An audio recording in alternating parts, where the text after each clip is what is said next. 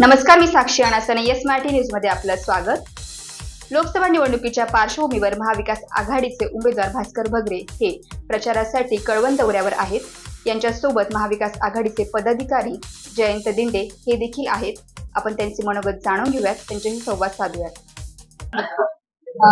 आता आपल्यासोबत महाविकास आघाडीचे उमेदवार भास्कर भगरे सर आहेत. आपण त्यांच्याशी संवाद साधणार आहोत आणि एकंदरीत त्यांचा प्रतिसाद जाणून घेणार आहोत. नमस्कार सर. साधारणतः जे काही शेतकऱ्यांची स्थिती असेल किंवा आता निवडणुका येत आहेत तर त्यावर तुम्ही काय सांगू? 10 वर्षापूर्वी ज्यांनी शेतकऱ्यांना संपूर्ण कर्जमाफी करू, शेतीमालाला हमी भाव देऊ अशा प्रकारची आश्वासनं देऊन 10 वर्षापूर्वी सत्ता हस्तगत केली. पण आज मितीला ना शेतकऱ्याचं कर्ज माफ झालं, ना शेतकऱ्याच्या मालाला हमी भाव भेटला. आज 1 सप्टेंबर ऑक्टोबर मध्ये मागच्या वर्षी 7-8 महिन्यापूर्वी शेतकऱ्याला कांद्याला 4-4.5 हजाराचा भाव मिळत होता. परंतु ह्या सरकारने निर्यात बंदी करून शेतकऱ्यांच्या जखमेवरती मीठ चोळण्याचं काम केलं.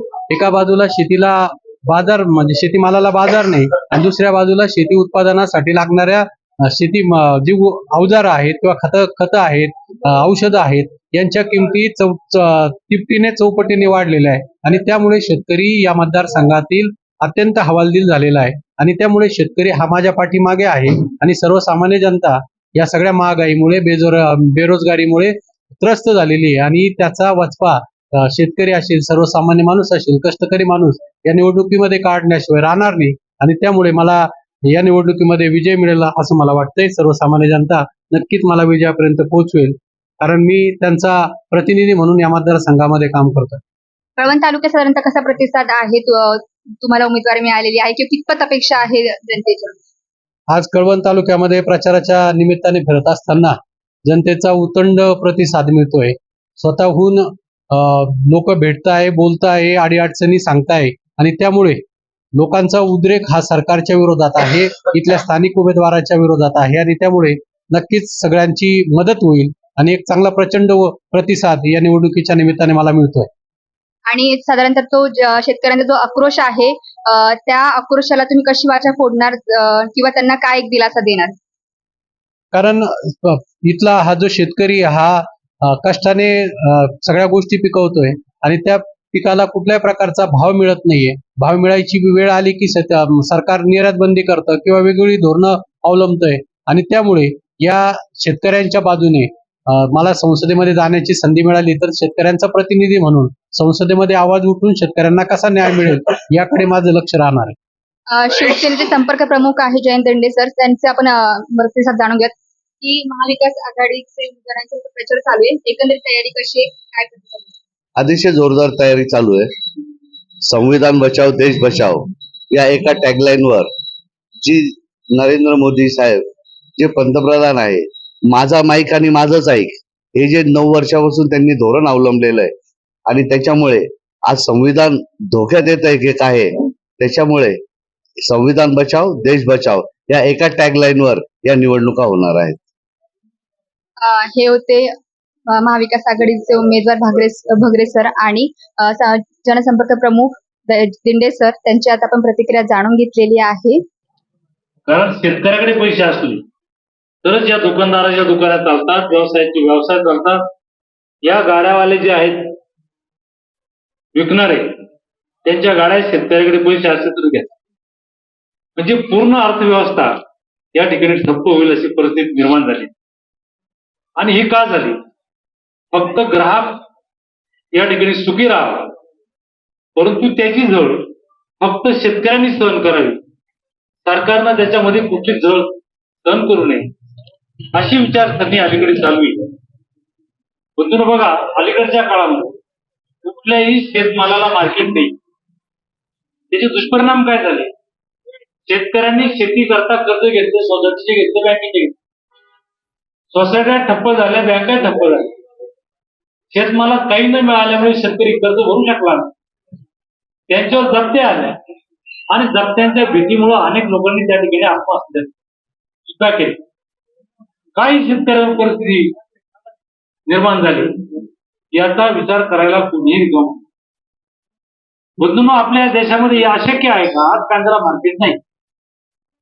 का बरं जर सरकारनं ठरवलं की आता आपल्याकडे प्रत्येक पिकाच्या नोंदण्या होतात, त्या नोंदण्या जर तातडीने केल्या, युद्ध पातळीवर केल्या, तर आपल्याकडे किती कांदा लागलाय, आपल्याकडे किती टमाटे लागले, आपल्याकडे किती भाजीपाला लागलाय, अन्नधान्याचं पीक किती उभं राहिलं, तेलबियाचं किती आलं, आपल्या देशाची कांद्याची गरज किती आहे, आपल्या देशाला टमाटा किती लागतो, डाळी झाडी किती लागतात, धान्य किती लागतं.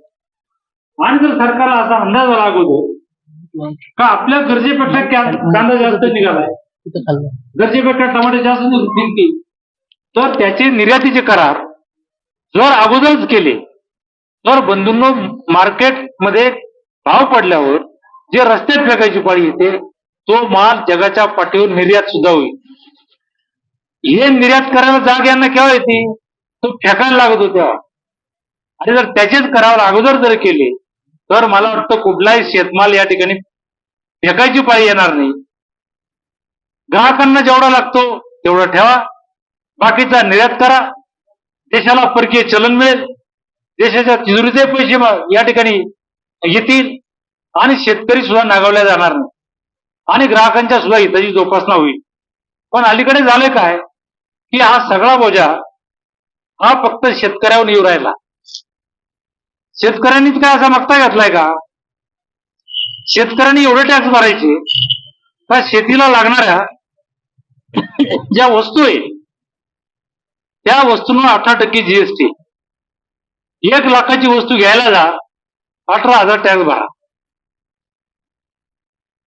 हा जो काही टॅक्स जमा होऊ राहिलाय, डिझेल पेट्रोलचा टॅक्स जमा होऊ राहिलाय, त्याच्यामुळे कदाचित तिजोरी भरली असते. म्हणून काय त्या शेतीच्या उत्पादनाचा प्रचंड पैसा देशात आला, शेतमाल निर्यात झाला, जगाच्या पाठीवरून प्रचंड पैशाचा ओघ आपल्या देशात आला आणि त्याच्यामुळे आर्थिक परिस्थिती आपली सुदृढ झाली असंही दिसत नाही. गावागावातल्या मुलांना या ठिकाणी नोकऱ्या मिळायला लागल्या, मोठमोठे उद्योग व्यवसाय उभे राहिले, औद्योगिक माल तयार झाला, तो जगाच्या पाठीवर गेला, जगातनं मोठ्या प्रमाणात पैशाचा ओघ आपल्या देशात येऊ राहिला, त्याच्यामुळे या ठिकाणी आर्थिक परिस्थिती सुदृढ झाली असंही म्हणता येत. आजही असे अनेक तरुण आहेत तर त्याला नोकऱ्या नाही, शेतीत काही निघत नाही म्हणून शेतीचे काम ते करू शकत नाही. अरे असे काही मुलं आहे का त्यांचं लग्न सुद्धा जमून नाही राहिले, एवढी वाईट अवस्था या ठिकाणी आलेली आहे. बदलून हे दुरुस्त करण्याकरता पुन्हा एकदा काँग्रेस विचारसरणीचं सरकार या देशामध्ये आणण्याकरता सोनिया गांधी असेल, राहुल गांधी साहेब असतील, शरद पवार साहेब आहेत, उद्धव साहेब आहेत, त्याचप्रमाणे सीताराम येचुरी साहेब आहेत, या सगळ्या पक्षप्रमुखांनी एकत्र बसून या ठिकाणी वगैरे सरांची उमेदवारी दिली. बंधूने या व्यासपीठावर जे बसलेले आहेत हे सगळे एकमेकाच्या विरोधात उभे राहिलेले.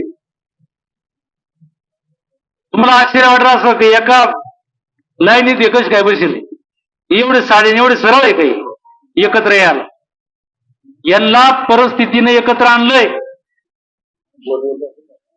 देशाची अर्थव्यवस्था सुदृढ करण्याकरता, लोकशाही वाचवण्याकरता, संविधान वाचवण्याकरता आपण जर एकत्र नाही आलो तर ही सर्वसामान्य जनता आपल्याला माफ करणार नाही. आणि म्हणून हे सगळे आपापले मतभेद विसरून एका व्यासपीठावर आलेले एकत्र उमेदवार सगळ्यांनी हा एकच आपल्याला दिलेला आहे. उमेदवार हा पैशावाला नाही. अलीकडे पैशावाला असल्याशिवाय उमेदवारीच मिळत नाही. फाटका माणूस आहे, रोजगार हमीची कामं करून वडिलांनी शिक्षण केलंय, शिक्षक आहे, सरपंच म्हणून काम केलं, राष्ट्रपतीचं पदक मिळालंय चांगलं उत्कृष्ट काम केल्याबद्दल, सभापती म्हणून काम केलेले, या ठिकाणी जिल्हा परिषद सदस्य म्हणून काम केलंय, मार्केट कमिटीत केलेले, शिक्षकांची मोठी पतसंस्था जिल्हा लेवलची तिथे चेअरमन म्हणून काम केले. कामकाजाचा दांडगा अनुभव आहे. आदिवासींच्या समस्यांची जाण आहे. आजही आदिवासी भागामध्ये प्रचंड पावसाळ्यात पाऊस पडतो, उन्हाळ्यात पाणी प्यायला राहत. ही परिस्थिती दूर करण्याकरता या ठिकाणी अजूनही फार मोठा वाव या आदिवासी पट्ट्यामध्ये आहे. साईट असेल तिथं कोल्हापूर टॅचचा बंधारा, साईट असेल तिथं गावतळ, पाझर तलाव, लघुपाट बंधारे, छोटे मोठे धरणं करून ओलिता खालचं क्षेत्र जर वाढवलं तर इथल्या इथे रोजगार निर्माण होईल. नुसता रोजगार उत्पन्न होणार नाही, तर शेतीचं उत्पादन सुद्धा देशाच्या उत्पन्नामध्ये या ठिकाणी भर घाली. आणि म्हणून ही अशी जी परिस्थिती आहे, त्या परिस्थितीची पूर्ण जाणीव असणारे आपले उमेदवार आहेत. आणि म्हणून त्यांच्या पाठीमागं आपण आपली ताकद उभी करा. बंधूंनो, आज आपल्या खेड्यापाड्यातल्या सोसायट्या या ठिकाणी बंद पडल्या. जिल्हा मध्यवर्ती बँक बंद पडली. शेतकऱ्यांना कुठूनही कर्ज पुरवठा होत नाही आणि कर्ज काढल्याशिवाय शेतीच उभी राहत नाही. यांना अर्थपुरवठा कोण करणार? ही समस्या आपल्याकडे निर्माण झालेली. तुम्ही पाहिलं असेल की उद्योगपतींचं कर्ज बँकेमध्ये जर एनपीए झालं तर ते माफ, बँकेची भरपाई करून सरकार माफ करतो.